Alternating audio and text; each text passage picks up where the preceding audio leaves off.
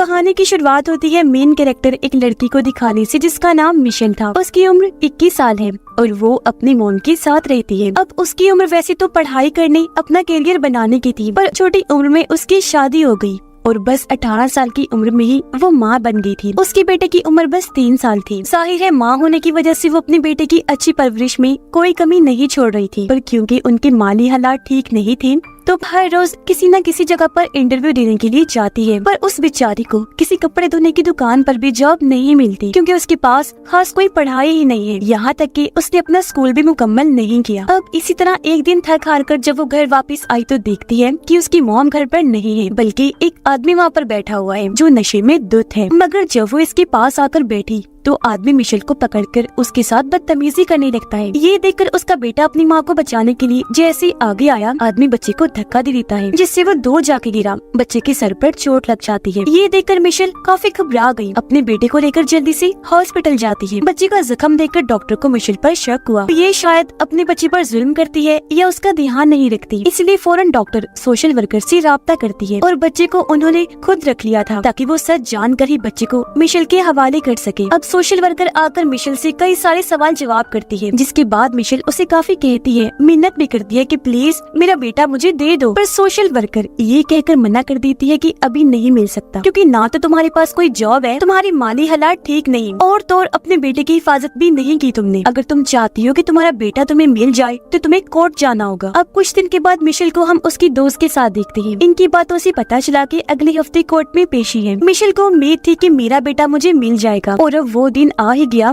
जब इन्हें कोर्ट जाना था। अब घर से तो बाहर आ गई थी पर उसे उस जगह का पता नहीं था जहाँ उसे जाना था। वो कुछ देर इधर उधर भटकने के बाद एक दुकान पर जाकर पूछताछ करने लगती है। इसी दुकान पर मिशेल की मुलाकात एरियल नाम के एक आदमी से होती है जो मिशेल को लिफ्ट देने का कहता है। अब एरियल पर वो यकीन कर सकती थी इसलिए मान गई क्योंकि मिशेल उसे जानती थी। ये उसकी दोस्त का डैड था और तो और उसके पास इंतजार करने का टाइम भी नहीं था, इसलिए ये दोनों एरियल के ट्रक में बैठकर यहाँ से निकल जाते हैं। रास्ते में एरियल मिशेल को कहता है कि मेरे पास कुछ डॉग्स हैं तो क्यों ना तुम अपने बेटे के लिए एक डॉग ले लो। पर इसके लिए मिशेल राजी नहीं होती क्योंकि उसे देर हो रही थी, लेकिन वो ये भी सोचती है कि मेरे बेटे को डॉग्स बहुत पसंद है, वो खुश हो जाएगा, इसीलिए वो राजी हो जाती है। ये दोनों जब एरियल के घर के बाहर पहुँची तो वहाँ एक डॉगी थी जिसे देखकर मिशेल को शक नहीं हुआ। पर जब भी दोनों अंदर आई तो मिशेल सारी बात समझ जाती है कि वो मुझे यहाँ क्यों लाया है, गलत इरादे से, क्योंकि अंदर आते ही फौरन उसने दरवाजा बंद कर लिया था। पर अब जब मिशेल को एहसास हुआ तो काफी देर हो गई थी। वो उसे पकड़कर पहले हाथ पांव बांधता है, फिर उसके मुंह पर भी टेप लगा देता है, फिर उसके पूरे जिस्म को तारों से जकड़कर छत के साथ लटका देता है। अब इस तरह बेदर्दी से बांधने से मिशेल को काफी दर्द हो रही थी, पर इस वक्त भी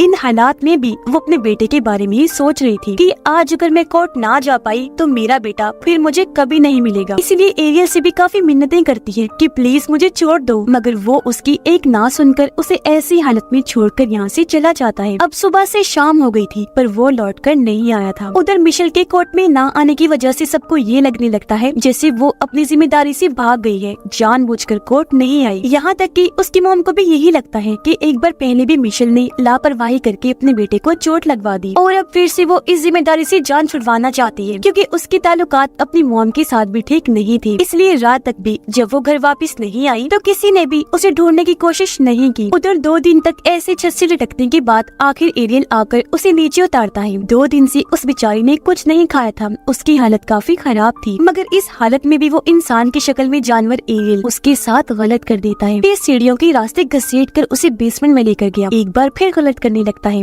जिसके बाद वही एक खंबे से बांध देता है। अब ठीक इसी वक्त दरवाजे पर दस्तक हुई। एरियल ने जाकर चेक किया तो वो एरियल की माँ थी जो उसके लिए खाना लेकर आई थी। अब जब एरियल अपनी माँ से बातें करके उसे भेजने में लगा हुआ था तो तभी मिशेल खुद को आजाद कर लेती है, मगर वो यहाँ से भाग नहीं पाती क्योंकि तभी सामने से एरियल आ गया जो उसे गन से डरा देता है। फिर वो उसे कहने लगा कि मेरी फैमिली मुझे छोड़ के जा चुकी है, तो अब मिशेल तुम ही मेरे लिए सब कुछ हो, तुम मेरी प्रॉपर्टी हो, तुम्हारे साथ मेरा जो दिल चाहे मैं कर सकता हूँ। उसे और मारता है जिससे बेचारी को बहुत दर्द होती है और अब धीरे धीरे कुछ साल गुजर जाते हैं।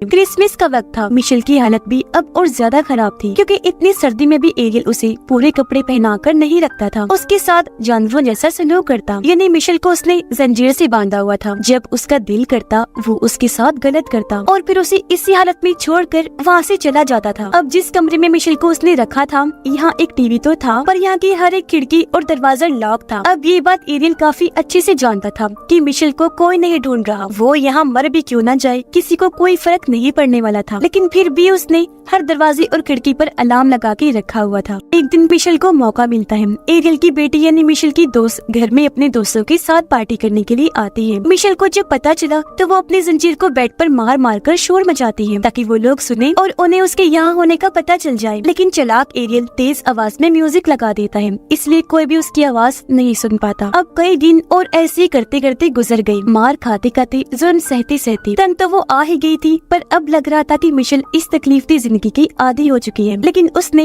हिम्मत कभी नहीं हारी थी। अब एक दिन एरियल उसे एक डॉगी लाकर देता है जिससे मिशेल काफी खेलती है, पर जब वो डॉगी को लेकर यहाँ से भागने की कोशिश करती है तो एरियल एक बार फिर उसे पकड़ लेता है। मिशेल को सजा देने के लिए वो डॉगी को उसकी आंखों के सामने ही मार देता है। वो फिर उसे धमकाता है कि अब अगर तुमने भागने की कोशिश की तो अगली बार डॉगी की जगह तुम होगी, तुम्हारा भी यही हश्र होगा। अब एरियल इस गंदे खेल को गेम की तरह ही एंजॉय कर रहा था। वो इस कदर दरिंदा बन चुका था कि इस चीज की उसे आदत हो गई थी। इसीलिए वो फिर एक लड़की को अगवा करके लाता है। इस लड़की का नाम अमेंडा होता है। इसकी उम्र 17 साल थी और अब वो इन दोनों को जंजीर से बांधकर अलग अलग कमरे में रखता है। पर अक्सर जब दोनों को आजाद किया जाता तो मिशेल अमेंडा के पास आकर उससे बात करने की कोशिश करती थी, लेकिन ये तो बस हमेशा रोती ही रहती है। अब मिशेल टीवी पर देखती है कि पुलिस अमेंडा को ढूंढ रही है, साथ ही उसकी फैमिली, उसकी दोस्त, हर कोई अपील कर रहा है कि उसे जल्द से जल्द ढूंढा जाए। उसके लिए रेलिस निकाली जा रही थी, साथ ही मोमबत्तियां जलाकर दुआ भी की जा रही थी कि वो जल्द से जल्द मिल जाए। अब ये देखकर मिशेल सोचती है कि मेरे लिए तो ऐसा कुछ भी नहीं किया गया था। अब उसे अमेंडा के लिए बुरा तो लग रहा था, लेकिन कहीं न कहीं इस खबर से उसे दुख भी पहुंचा था। और अब ऐसे कई दिन और गुजर जाते हैं। एक दिन मिशेल को पता चला कि मैं माँ बनने वाली हूँ, और जब ये बात एरियल को पता चली तो वो उसके पेट पर भारी डंबल से हमला करता है ताकि उसका बच्चा ना रहे। इस चीज से मिशेल को बहुत तकलीफ सहनी पड़ी, पर एरियल को इससे कोई भी फर्क नहीं पड़ रहा था। और अब जैसे मिशेल की हालत ठीक हुई, एरियल उसे काम पर लगा देता है। क्योंकि वो एक कारपेंटर था तो मजबूरन मिशेल को उसकी मदद करनी पड़ती थी। अब ऐसे एक दिन जब वो बाहर काम कर रही थी तो वो अपने पड़ोसी आदमी को देखकर मदद मांगने लगती है, पर वो काफी बुरा आदमी था, इसलिए कुछ समझ ही नहीं पाता। अब दिन ब दिन मिशेल की हालत और खराब होने लगती है। खाना तो उस बेचारी को कभी कभी ही मिलता, लेकिन मार उसे हर रोज खानी पड़ती थी।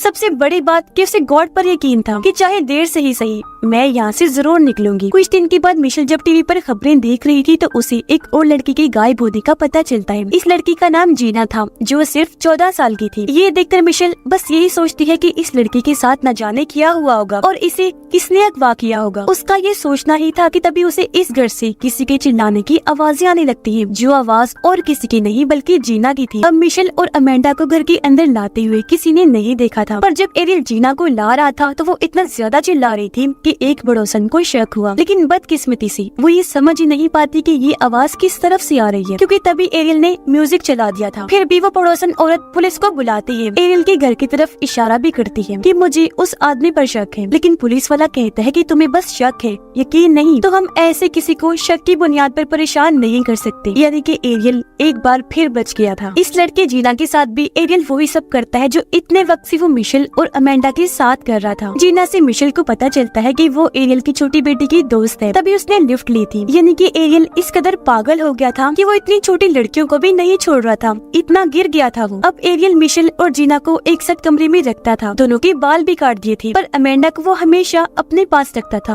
उसके बाल नहीं काटे थे। जीना के लिए भी टीवी पर खबरें चलने लगती हैं। उसकी मॉम डैड कैमरा के सामने आकर अपनी बेटी के मिल जाने की दुआएं मांग रहे थे। जगह जगह लापता होने की पोस्टर्स भी लगाए गए थे और ये सब कुछ वहाँ बैठी जीना देख पा रही थी। जीना के अंदर तो बिल्कुल हिम्मत नहीं बची थी, पर बड़ी बहन की तरह मिशेल उसे हौसला देती है, संभालती है, उसका हौसला बढ़ाती, दुआ करना भी सिखाती है। अब एरियल मिशेल के सामने ही जीना के साथ गलत करता था। उसे रोककर मिशेल कहती है कि इसके साथ प्लीज गलत मत करो, बेशक मेरे साथ कर लो, पर एरियल उसे ये कहकर मना कर देता है कि तुमसे कोई प्यार नहीं करता, ना ही कोई तुम्हें ढूंढने के लिए कुछ कर रहा है, तुम्हारा कोई भी इंतजार नहीं कर रहा, तो तुम्हारे साथ गलत करने का इतना मजा नहीं आता। और अब ऐसे ही कुछ दिन और गुजर जाते हैं। एक दिन मिशेल और जीना टीवी पर देखते हैं कि अमेंडा की मोम की मौत हो गई है। वो बेचारी अपनी बेटी के लिए ही रोते रोते मर गई। अब कुछ दिन के बाद इन्हें पता चला कि अमेंडा माँ बनने वाली है और इस बार एरियल ये बच्चा रखना चाहता था। अब जब मिशेल माँ बनने वाली थी तो उसने मार मार कर उसका बच्चा खत्म करवाया, पर अमेंडा से ये बच्चा चाहता था। ये सोचकर उन्हें काफी हैरत होने लगी कि अब क्यों उसे बच्चों से प्यार होने लगा। अमेंडा की एक बेटी पैदा हुई जो बहुत प्यारी थी। अब गन पॉइंट पर मिशेल को बच्चा पैदा करने में उसकी मदद करनी पड़ती है। खैर वक्त के साथ साथ वो बच्ची बड़ी हो रही थी, जिस वजह से उसकी माँ अमेंडा को थोड़ी अहमियत दी जाने लगी। मतलब उसकी जिंदगी पहले से बेहतर बना दी गई थी। पर मिशेल और जीना की जिंदगी तो पहले जैसी ही बदतर थी। यानी हमेशा सड़ा हुआ खाना, कभी कभी नहाने का मौका और थोड़ी सी आजादी जो वो टीवी वगैरह देख ले। अब यहाँ मिशेल के साथ एरियल का रवैया ज्यादा ही सख्त था। वो उसे 4 दिन का सड़ा हुआ खाना देता, वो भी 2 दिन के बाद। साथ ही काम भी वो ज्यादा करवाया करता था। वो पुरानी हो गई थी,